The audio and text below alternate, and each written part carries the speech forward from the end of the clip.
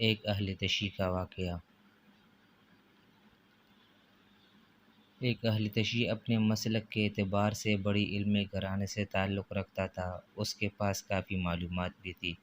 اس کے بقول میرے ان سوالات کا جواب کسی مولوی کے پاس نہیں ہے۔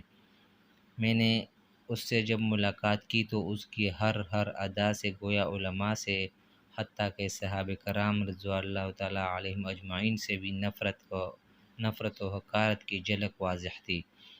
میں نے ماں زبان ہونے کی حیثیت سے بڑے اخلاق سے انہیں بتایا۔ تھوڑی دیر حال احوال دریافت کرنے کے بعد گفتگو شروع ہو گئی۔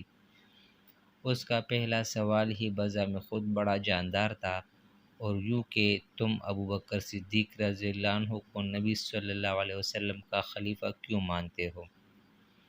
ہم تو ابوبکر صدیق رضی اللہ عنہ کو خلیفہ رسول اس لیے نہیں مانتے کہ انہوں نے سیدہ کائنات خاتون جنت کو ان کا حق نہیں دیا تھا، بلکہ ان کا حق غصب کر لیا تھا۔ میں نے کہا ذرا کھل کر بولے جو آپ کہنا چاہ رہے ہیں، اور اس حق کی وضاحت کر دے کہ وہ حق کیا تھا۔ کہنے لگا وہ باغی فدق جو حضور صلی اللہ علیہ وسلم نے وراثت میں چھوڑا تھا۔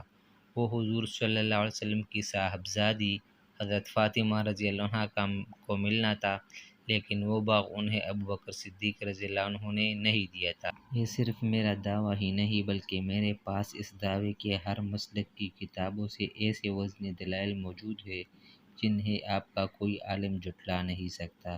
یہ بات اس نے بڑے پراعتماد اور مضبوط انداز میں کہی۔ مزید اس نے کہا کہ میری بات کے ثبوت کے لیے یہی کافی ہے کہ وہ باغ فدق آج بھی سعودی حکومت کے زیر تصرف ہے، اور وہ حکومتی مصارف کے لیے وقف ہے۔ یہ اس بات کی دلیل ہے کہ آج تک آل رسول صلی اللہ علیہ وسلم کو ان کا حق نہیں ملا ہے۔ اب آپ ہی بتائیں جنہوں نے آل رسول صلی اللہ علیہ وسلم کے ساتھ یہ کیا ہو، ہم انہیں کیسے خلیفہ رسول تسلیم کر لیں؟ میں نے اس کی گفتگو بڑے تحمل سے سنی، اور اس کا اعتراض سن کر میں نے پوچھا کہ آپ کا سوال مکمل ہو گیا یا کچھ باقی ہے؟ وہ کہنے لگا میرا سوال مکمل ہو گیا ہے، اب آپ جواب دیں۔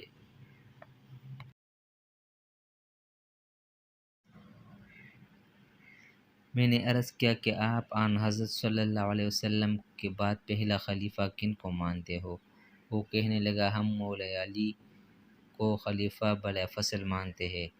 میں نے کہا کہ عوام و خواص کے جان و مال اور ان کے حقوق کا تحفظ خلیفۃ المسلمین کی ذمہ داری ہوتی ہے، کسی اور کی نہیں۔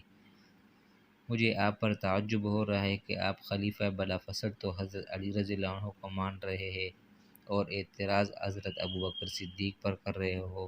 یا تو ابوبکر رضی اللہ عنہ کو پہلا خلیفہ مانو، پھر آپ کا ان پر اعتراض کرنے کا کسی حد تک جواز بھی بنتا ہے، ورنہ جن کو آپ پہلا خلیفہ مانتے ہو یہ اعتراض بھی انہی پر کر سکتے ہو کہ آپ کی خلافت کے زمانے میں خاتون جنت کا حق کیوں مارا گیا۔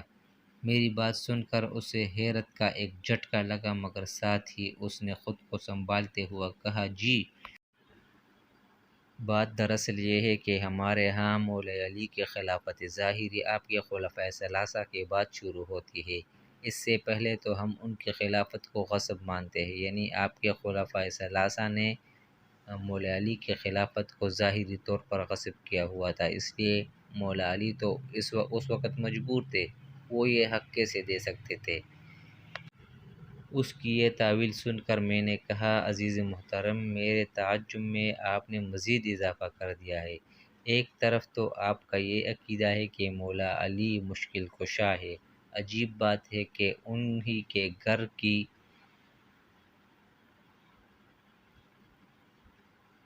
ایک کے بعد دوسری مشکل آپ نے ذکر کر دی، یعنی ان کی زوجہ محترم کا حق مارا گیا، لیکن وہ مجبور تھے، اور وہ مشکل کشا ہونے کے باوجود ان کی مشکل کشائی نہ کر سکے۔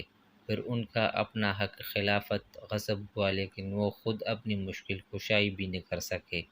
یا تو ان کی مشکل کشائی کا انکار کر دو، اور اگر انہیں مشکل کشا مانتے ہو تو یہ من گھڑت باتیں کہنا چھوڑ دو کہ طاقتوروں نے ان کے حقوق غصب کر لیے تھے۔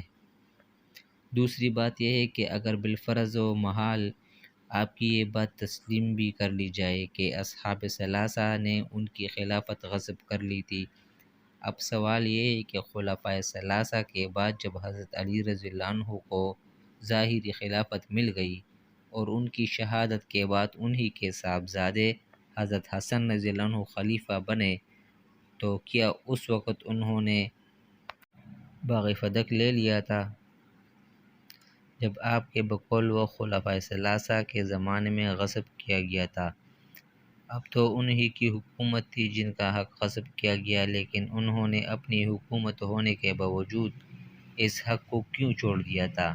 آج بھی آپ کے بقول وہ سعودی حکومت کے کنٹرول میں ہے، تو بھائی وہ باغ جن کا حق تھا جب انہوں نے چھوڑ دیا ہے تو آپ بھی اب مہربانی کر کے ان قصوں کو چھوڑ دیں، اور اگر آپ کا اعتراض حضرت ابوبکر پہ ہے تو ان کی ظاہری خلافت میں آل رسول کو باغ فدق کیوں نہیں ملا، تو یہی اعتراض آپ کا حضرت علی رضی اللہ عنہ پر بھی ہوگا کہ ان کی ظاہری خلافت میں آل رسول کا باغ فدق کیوں نہیں ملا۔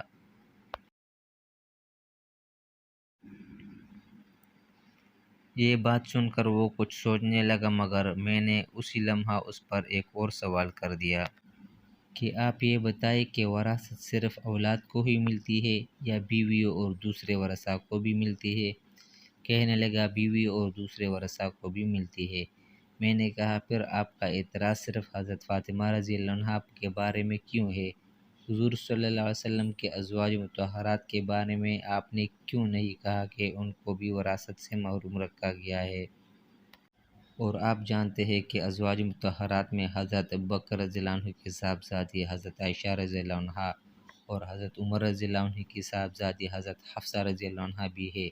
آپ نے خلفائے رسول پر یہ الزام دھرنے سے پہلے کبھی نہیں سوچا کہ اگر انہوں نے حضور صلی اللہ علیہ وسلم کی صاحبزادی کو حضور صلی اللہ علیہ وسلم کی وراثت نہیں دی؟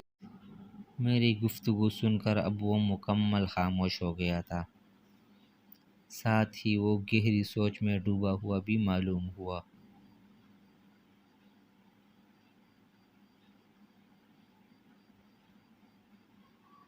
میں نے اسے پھر متوجہ کرتے ہوئے کہا کہ عزیز محترم، کب تک ان پاک ہستیوں کے بارے میں بدگمانی پیدا کرنے والی بے سر و پا جھوٹی باتوں کی وجہ سے حقائق سے آنکھیں بند کر کے رکھو گے؟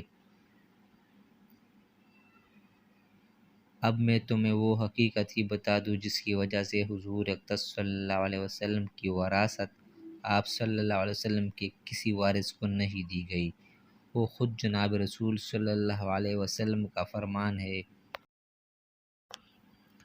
یعنی ہم انبیاء دنیا کی وراثت میں نہ کسی کے وارث بنتے ہیں اور نہ کوئی ہمارا وارث بنتا ہے۔ ہم جو مال و جائیداد توڑتے ہیں وہ امت پر صدقہ ہوتا ہے۔